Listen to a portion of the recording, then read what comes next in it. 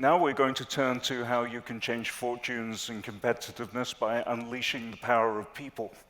And we're very honored to have Musab Al Mahrouqi to speak on this. Musab is Chief Executive Officer of ORPIC, the Integrated Oman Oil Refineries and Petroleum Industries Company. ORPIC, as you know, owns and operates 2 oil refineries and an integrated petrochemical complex, and has annual revenues exceeding $10 billion. Please welcome Musab Al Mahrouqi.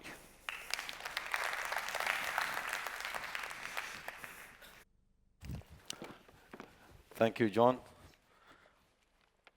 Assalamu alaikum. I'm the last to speak today.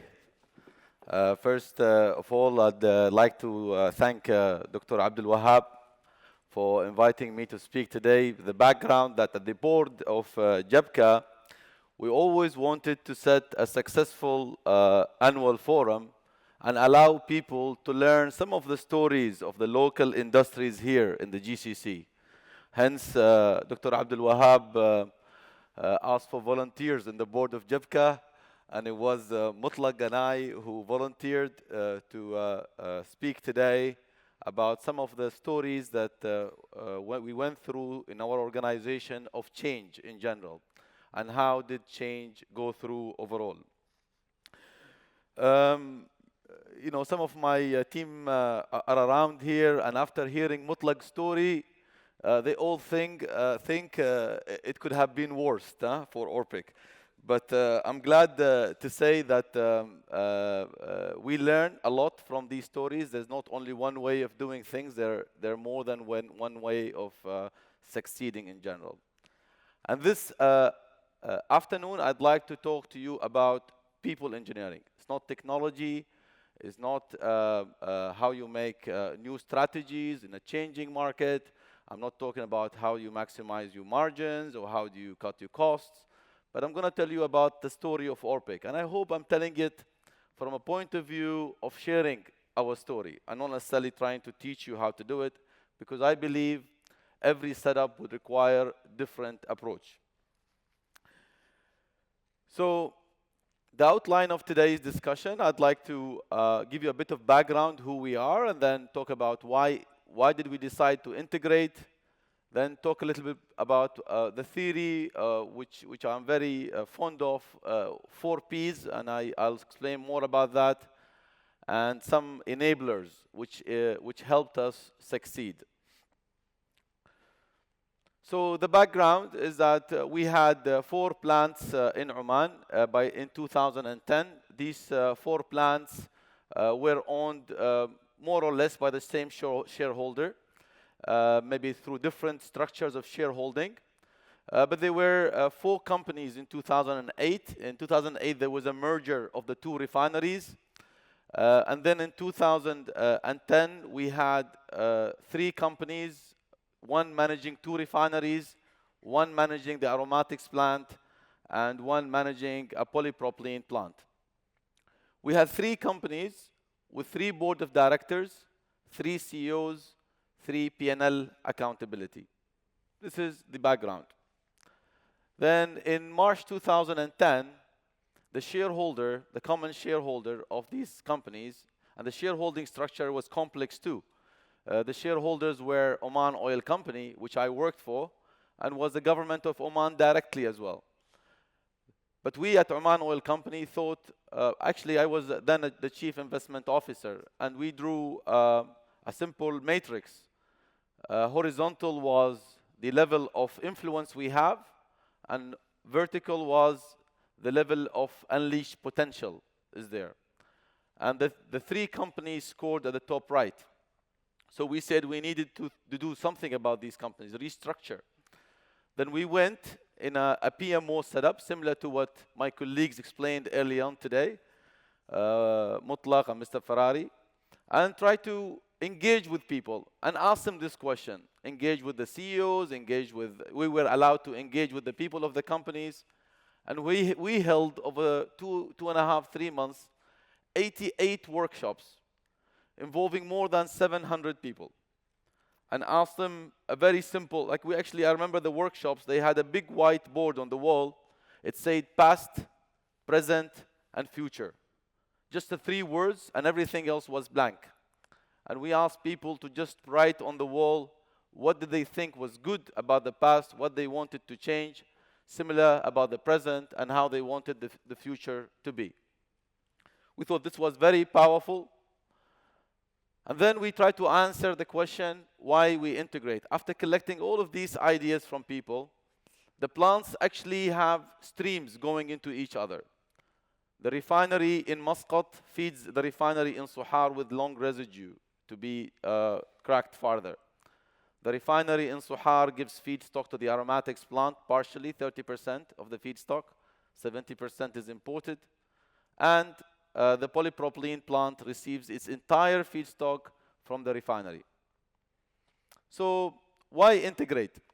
Number one, the EBITDA of the 3 companies in 2010 was minus $300-something million, minus. So there was a sense of urgency that something has to be changed. So the performance of the companies overall, I mean, it was year 1 for aromatics, so we have to be also fair. So that was the first year of operation. But the refineries and the polypropylene had several years of operation already. So the performance was one reason. The second, we felt that most of these plants were built production-driven. They don't necessarily look at what the market is looking for, what exactly we're trying to achieve in terms of positioning or serving a particular customer, but more of feedstock availability point of view. That we have a feedstock available, what can we do with it? How do we take it to the next stage? And we thought that needs to be changed as well. Number 3, benchmarking. Example, we found that 70% of the aromatics plants worldwide are actually integrated with refineries. They are run in the same way. You know, refinery and aromatics almost complementary to each other. So we thought the benchmarking positioned aromatics plant as an independent company not so well globally. And also it's a very cyclical business, as you all know. So that was another reason for the integration. Number 4 is the chart which is shown here, which is the interdependency. Basically, any plant that goes down will affect everything else around it. The refineries are all linked, as well as the petrochemicals are linked to the refinery. The only one which has got a higher degree of independence is aromatics, because it can import naphtha and can process it. But even that, we felt that there was also streams, utility streams going from naphtha, from the aromatics to the refinery as well. Number 5 is we wanted to expand our business. And we wanted to build an expansion for the existing refinery in Suhar. And the expansion objective was to try and make sure that the feedstock would be available for aromatics as well as polypropylene.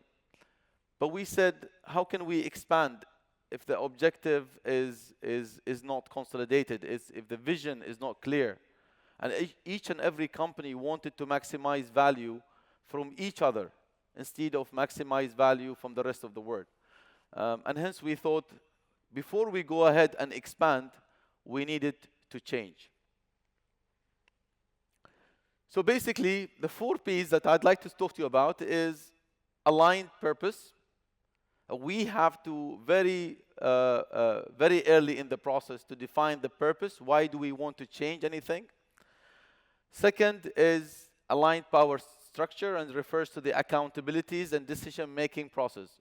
Who's actually in charge? Who can make decisions? Is that person or those people are available, are visible, are engaged, are interested?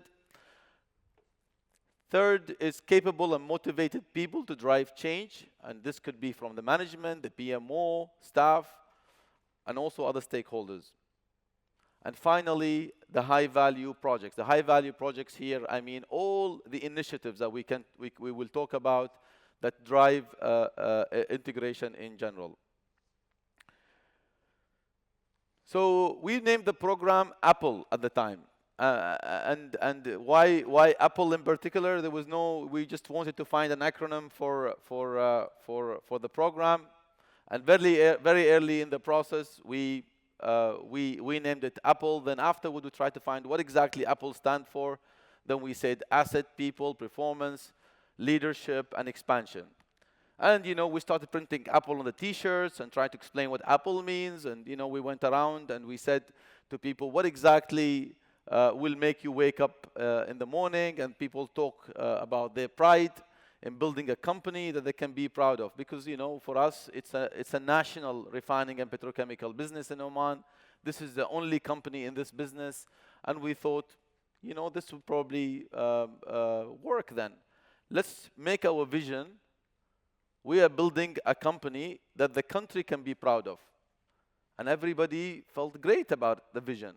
And everybody memorized the vision. You go and ask on the shop floor, a field operator, a panel operator, an engineer, a technician, and you ask them, what are you doing here? And they'll tell you, like, we are part of the team building a company that Oman can be proud of.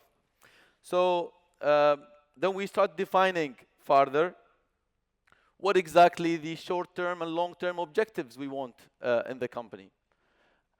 And for any program, any change program, you must have objectives. You must have ways of measurement. You must have a PMO-style team that follows on daily basis what happens. All of this stuff existed also for us. So for financial and market competitiveness objectives, we had some. For people objectives, we had some. For technical objectives, we had some. For our ability to be a better citizen in Oman, we had some objectives as well. And this link to the brand that we wanted to create in Oman and the link to the stakeholders we wanted to have. Number two, after defining all of these issues of vision and objectives, we wanted to stream the power structure for our company. And what we did is instead of having 3 boards of directors, we asked each of the board of directors to delegate responsibilities to a new board of directors of 3 members only, high level. They were the Minister of Oil and Gas, the Minister of Commerce and Industry, and the Undersecretary of Ministry of Finance. And all the 3 boards delegated their full responsibilities for both, for running the business and for changing the business to this new board. And this new board was now in charge of the whole business, of the whole 3 companies. And this new board was very interested in the change and the integration and the restructure overall. So that what happened in the top. Everybody knew that the points of reference now is the new board which was formed. Then the 3 CEOs for the 3 companies which existed, plus myself and the general manager of expansion, the 5 of us formed what we call an executive team. The executive team was the team responsible for the change as well as for running the day-to-day company affairs. So we said to every CEO, please continue to manage your business the way you do, maybe for 50% of the time. And 50% of the time, we would like to sit down together to try and change the business. And I was really happy to see that the 3 CEOs of the 3 companies, and all of them were Omanis, by the way. One of them is sitting with us here, and I feel very proud that I have worked with him, Yaqub Bilal. And we did 6 months of continuously engaging people in the change process and allowing people to participate in the change process, and also allowing people to feel that we all, the 5 of us, embraced the change and we believed in the change because the CEOs participated actively in the change process. They did not really, I would say, take a side role, or they shied off or anything. And I remember all the plant tours that we did together. We did almost a plant tour every week. We went to see people in the fields. And in every plant tour, there were 5 of us in the plant tour, taking turns in speaking to people. So that meant that we all spoke in the same voice, in the same way as well. Then what we told people after month 6 of the change, that you required now to focus on 3 things at the same time. We run the business safely, reliably, because we need to deliver products to customers. We need to find quick wins, initiatives that enable us to change and improve the business. And the third one is to build a new company. We did not say that the bigger company will acquire the smaller company. No, we said we will build a new company. And the three things will need to go in parallel overall. This is another illustration of structure. Each of the CEOs was responsible for what we call a side of the business, to find a work stream to work with, find initiatives, projects, and so on. So each of them had several objectives.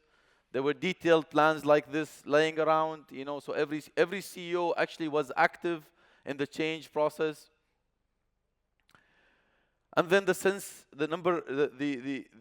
before I move to there, I just wanted to say that the change process and the initiatives implementation lasted all the way to today. And every time it took a different phase. So transformation business is not necessarily timed at a particular timeline. Any company which wants to succeed in 21st century has to be prepared, has to be agile enough, that is always and continuously transforming and changing. We call these programs differently. We first called it Integration Roadmap 1, then Integration Roadmap 2, then we called it Enhanced Program, then we called it Strategic Objectives. But all of this purpose is to keep changing and keep transforming. So even today, I can see charts like this exist in the organization. Now the enablers. We had several enablers which made our change process successful. Number one, sense of urgency. I told you about the performance of the companies, and they were rigid phases. We wanted to finish. We had deadlines to try and convince everyone to work within the deadlines. And we had phases, and it was almost like a rolling plan. We had only plans for the next 6 months, and as we go, we tell people what we're going to do the 6 months after. Because the plans were created by engaging people themselves. People were participating in workshops, participating in the change process, and they told us how long we wanted to spend in each of the phases. The second enabler, which I mentioned earlier, but I also want to reiterate, is what we call the powerful guiding coalition. You have to have a group at the top which drives the change. And this group has to be aligned, interested, engaged, and inspiring to people. And for our process, we had that. And that was part of the reason we were successful. The executive team and the supervisory board, and we had something called steering committee, which is also a non-full-time executives from the shareholder side who were also participating in the process. All of them were very much committed to the success of the project. Number three, quick wins. Quick wins are basically improvement initiatives, no or minimal capex needed, easy to implement, and quick benefit realized. I say there are no consultants used, but you know what? Who can live without consultant? No, we always have some kind of consultants advise, ideas and stuff. So maybe that's harsh. No consultants used. I mean, we did have some studies brought to us about different things we can do. But when we started, we asked people how much potential you think we have, and they said $350 million of ideas we can implement. And we just put that over 3 years' time, and we said we want to achieve $350 million. And we said $100 million of improvements in the first year, $100 million second year, $150 third year.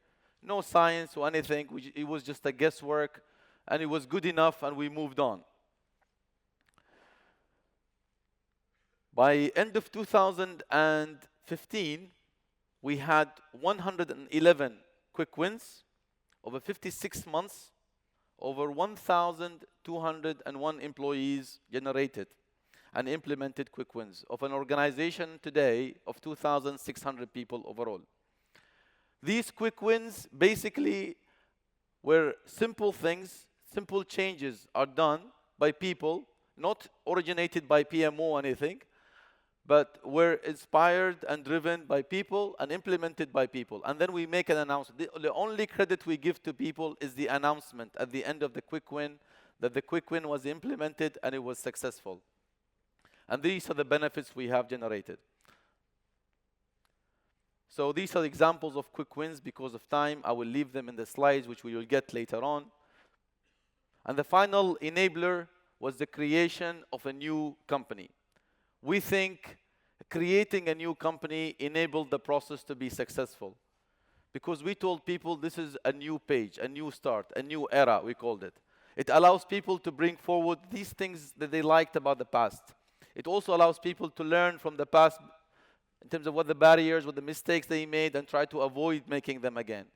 A new era accelerates change and shortens the time, that you need to try to convince people to come on board. It was also linked to the new era was a new name for the company. Orpik was only created as a result of the change as well. We had different names for the three companies before, so therefore people felt that this is their new company. So it was a new organization structure, and new people in charge, and so on. So Orpik took over on the top of the three companies, and then eventually we dissolved the structures of the three companies and kept them as a paper companies afterward. Finally, it was there all over the process. Its engagement of people is a major driver of the change overall. People believed in the cause. When we told people to change their uniforms, it was not really hard. 6 months later, everybody was dressed in the new Orpik uniform because they felt that this is their new company. This is the company that they helped build together, and they also the company that they had a vision to make better and to be proud of in the future. And therefore, they helped also in building the organization structures. We had workshops to build each and every function in the company. This chart will show you. Supply chain management started, then finance, then maintenance, operations, HR department. Every department had 3 months of engagement of people, allows the people to participate in how we draw the organogram of the new company overall. So there were lots of workshops going on, debate, challenges. People felt that they're actually participating, and therefore stronger ownership in the result overall. Who we are today, Orpik is an integrated company today. You'll see the 6 yellow boxes. This is the executive team, the chief operating officer, CFO, and so on, and some of the shared services as well. And then some of the green boxes are the projects that we are building. This is a $10 billion growth program that we are expanding now. We are expanding our refinery. We are building a steam cracker, downstream units, as well as we're building some infrastructure facilities for delivering our products in Oman. We are an integrated company. We're building some more plants as well. We're refining and petrochemical only today, but we want also to get into retail and marketing stronger in the future. So the number of staff, we moved from 1,600 to 3,000 people today, come from 39 countries. As a matter of fact, the top 20 people in Orpik come from 13 different countries overall. So we feel we have a very diversified, strong team as well. In 2020, our plants number will be 13 versus 5 today, in 2010. The number of products also increasing from 15 to 20 with addition of HDPE, LLDPE, and some other products. And we also hope that our profitability will follow the same line as well. Thank you all. I hope you remember today the 4 Ps. In any program of change that you encounter or you come across, start with the purpose. Second, the power. The third is the people. And the fourth are all the initiatives, what we call the projects. A lot of people mistakenly start with projects and initiatives quickly. And I would say always sort out the purpose, power, people, and then projects will come after. Thank you very much.